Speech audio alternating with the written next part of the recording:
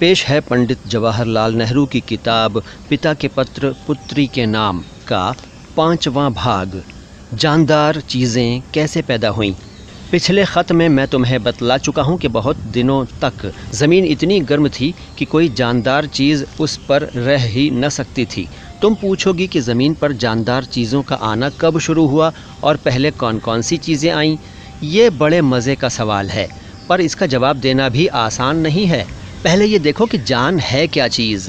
शायद तुम कहोगी कि आदमी और जानवर जानदार हैं, लेकिन दरख्तों और झाड़ियों, फूलों और तरकारियों को क्या कहोगी? ये मानना पड़ेगा कि वे सब भी जानदार हैं। वे पैदा होते हैं, पानी पीते हैं, हवा में सांस लेते हैं और मर जाते हैं।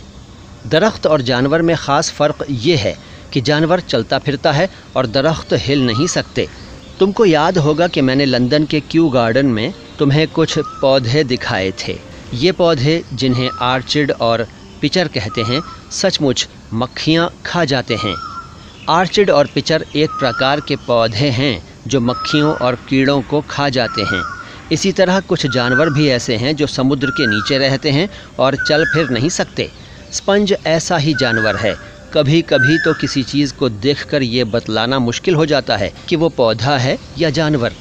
जब तुम वनस्पति शास्त्र यानी जड़ी बूटी की विद्या या जीव शास्त्र यानी जिसमें जीव जंतुओं का हाल लिखा होता है पढ़ोगी, तो तुम इन अजीब चीज़ों को देखोगी जो न जानवर हैं न पौधे।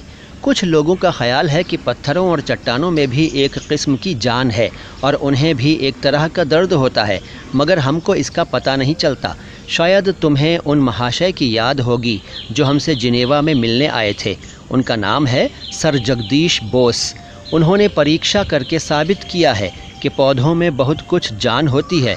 इनका ख्याल है कि पत्थरों में भी कुछ जान होती है। इससे तुम्हें मालूम हो गया होगा कि किसी चीज़ को जानदार या बेजान कहना कितना मुश्किल है। लेकिन इस वक्त हम पत्थरों को छोड़ देते हैं, सिर्फ जानवरों और पौधों पर ही विचार करते हैं। आज संसार में हज़ारों जानदार चीज़ें हैं। वे सभी किस्म की हैं, मर्द हैं और औरतें हैं, और इनमें से कुछ लोग होशियार हैं और कुछ लोग बेवकूफ़ हैं। जानवर भी बहुत तरह के हैं और उनमें भी हाथी, बंदर या चींटी की तरह समझदार जानवर हैं और बहुत से जानवर बिल्कुल बेसमझ हैं। मछलियाँ और समुद्र की और बहुत चीज़ें जानदारों में और भी नीचे दर्जे की हैं। उनसे भी नीचा दर्जा स्पंजों और मुरब्बे की शक्ल की मछलियों का है, जो आधा पौधा और आधा जानवर हैं। अब हमको इस बात का पता लगाना है कि ये भिन्न भिन्न प्रकार के जानवर एक साथ और एक वक्त पैदा हुए या एक एक करके धीरे धीरे। हमें ये कैसे मालूम हो? उस पुराने ज़माने की लिखी हुई तो कोई किताब है नहीं, लेकिन क्या संसार की पुस्तक से हमारा काम चल सकता है? हाँ, चल सकता है। पुरानी चट्टानों में जानवरों की हड्डियाँ मिलती हैं। इन्हें अंग्रेज़ी में फॉसिल या पथराई हुई हड्डी कहते हैं। इन हड्डियों से इस बात का पता चलता है कि उस चट्टान के बनने के बहुत पहले वो जानवर ज़रूर रहा होगा जिसकी हड्डियाँ मिली हैं। तुमने इस तरह की बहुत सी छोटी और बड़ी हड्डियाँ लंदन के साउथ केसिंगटन के अजायब घर में देखी थीं। जब कोई जानवर मर जाता है तो उसका नर्म और मांस वाला भाग तो फ़ौरन ही सड़ जाता है, लेकिन उसकी हड्डियाँ बहुत दिनों तक बनी रहती हैं।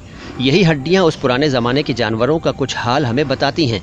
लेकिन अगर कोई जानवर बिना हड्डी का ही हो, जैसे मुरब्बे की शक्ल वाली मछलियाँ होती हैं, तो उसके मर जाने पर कुछ भी बाकी न रहेगा।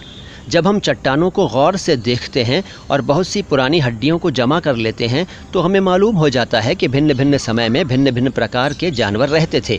सब के सब एक बारगी कहीं से कूद कर नहीं आ गए। सबसे पहले छिलकेदार जानवर पैदा हुए, जैसे घोंघे। समुद्र के किनारे तुम जो सुंदर घोंघे बटोरती हो, वे उन जानवरों के कड़े छिलके हैं जो मर चुके हैं। उसके बाद ज़्यादा ऊंचे दर्जे के जानवर पैदा हुए, जिनमें सांप और हाथी जैसे बड़े जानवर थे, और वो चिड़ियाँ और जानवर भी जो आज तक मौजूद हैं। सब के पीछे आदमियों की हड्डियाँ मिलती हैं। इससे ये पता चलता है कि जानवरों के पैदा होने में भी एक क्रम था। पहले नीचे दर्जे के जानवर आए, तब ज़्यादा ऊंचे दर्जे के जानवर पैदा हुए, और ज्यों-ज्यों दिन गुजरते गए वे और भी बारीक होते गए, और आखिर में सबसे ऊंचे दर्जे का जानवर यानी आदमी पैदा हुआ। सीधे सादे स्पंज और घोंघे में कैसे इतनी तब्दीलियां हुईं और कैसे वे इतने ऊंचे दर्जे पर पहुंच गए, ये बड़ी मज़ेदार कहानी है और किसी दिन मैं उसका हाल बताऊंगा। इस वक्त तो हम सिर्फ उन जानदारों का जिक्र कर रहे हैं जो पहले पैदा हुए। ज़मीन के ठंडे हो जाने के बाद शायद पहली जानदार चीज़ वो नर्म मुरब्बे की सी चीज़ थी जिस पर न कोई खोल था न कोई हड्डी थी। वो समुद्र में रहती थी। हमारे पास उनकी हड्डियाँ नहीं हैं क्योंकि उनके हड्डियाँ थीं ही नहीं, इसलिए हमें कुछ न कुछ अटकल से काम लेना पड़ता है। आज भी समुद्र में बहुत सी मुरब्बे की सी चीज़ें हैं। वे गोल होती हैं लेकिन उनकी सूरत बराबर बदलती रहती है क्योंकि ना उनमें कोई हड्डी है न खोल। उनकी सूरत कुछ इस तरह की होती है। तुम देखती हो कि बीच में एक दाग है, इसे बीज कहते हैं और ये एक तरह से उसका दिल है। ये जानवर या इन्हें जो चाहे कहो, एक अजीब तरीके से कट कर एक के दो हो जाते हैं। पहले वे एक जगह पतले होने लगते हैं और इसी तरह पतले होते चले जाते हैं, यहाँ तक कि टूटकर दो मुरब्बे की सी चीज़ें बन जाते हैं और दोनों ही की शक्ल असली लोथड़े की सी होती है। बीज या दिल के भी दो टुकड़े हो जाते हैं और दोनों लोथड़ों के हिस्से में इसका एक एक टुकड़ा आ जाता है। इस तरह ये जानवर टूटते और बढ़ते चले जाते हैं। इसी तरह की कोई चीज़ सबसे पहले हमारे संसार में आई होगी। जानदार चीज़ों का कितना सीधा सादा और तुच्छ रूप था। सारी दुनिया में इससे अच्छी या ऊंचे दर्जे की चीज़ उस वक्त न थी। असली जानवर पैदा न हुए थे और आदमी के पैदा होने में लाखों बरस की देर थी। इन लोथड़ों के बाद समुद्र की घास और घोंघे, केकड़े और कीड़े पैदा हुए। तब मछलियाँ आईं। इनके बारे में हमें बहुत सी बातें मालूम होती हैं क्योंकि उन पर कड़े खोल या हड्डियाँ थीं और इसे वे हमारे लिए छोड़ गई हैं ताकि उनके मरने के बहुत दिनों के बाद हम उन पर गौर कर सकें। ये घोंघे समुद्र के किनारे ज़मीन पर पड़े रह गए। इन पर बालू और ताज़ी मिट्टी जमती गई और ये बहुत हिफाजत से पड़े रहे। नीचे की मिट्टी ऊपर की बालू और मिट्टी के बोझ और दबाव से कड़ी होती गई, यहाँ तक कि वो पत्थर जैसी हो गई। इस तरह समुद्र के नीचे चट्टानें बन गईं। किसी भूचाल के आ जाने से या और किसी सबब से ये चट्टानें समुद्र के नीचे से निकल आईं और सूखी ज़मीन बन गईं। तब इस सूखी चट्टान को नदियाँ और मेह बहा ले गए और जो हड्डियाँ उनमें लाखों बरसों से छिपी थीं बाहर निकल आईं। इस तरह हमें ये घोंघे या हड्डियाँ मिल गईं जिनसे हमें मालूम हुआ कि हमारी ज़मीन आदमी के पैदा होने के पहले कैसी थी। दूसरी चिट्ठी में हम इस बात पर विचार करेंगे कि ये नीचे दर्जे के जानवर कैसे बढ़ते बढ़ते आजकल की सी सूरत के हो गए। दोस्तों, ये था पंडित जवाहरलाल नेहरू की किताब पिता के पत्र पुत्री के नाम का 5वां भाग। इससे आगे की बातें अगली मुलाकातों में होंगी। मैं मुइन शमसी हूँ और ये चैनल है नो बकवास बातें ख़ास। चैनल को सब्सक्राइब नहीं किया है तो कर लीजिए और लाइक ज़रूर कीजिए इस वीडियो को और हमारे दूसरे वीडियोज़ भी ज़रूर देखिए। Thank you.